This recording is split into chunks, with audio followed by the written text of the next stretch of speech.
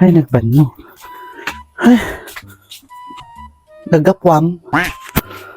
Ma, kasakay lamang lukloko. Nagapak kumangay ka di eskwela Naninigurado lang, malay ko kayo aging sisarek ka lang.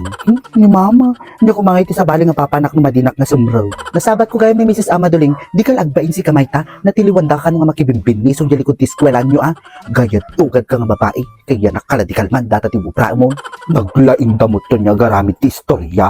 Sa ngagpaisaw nga nakibignisong ka.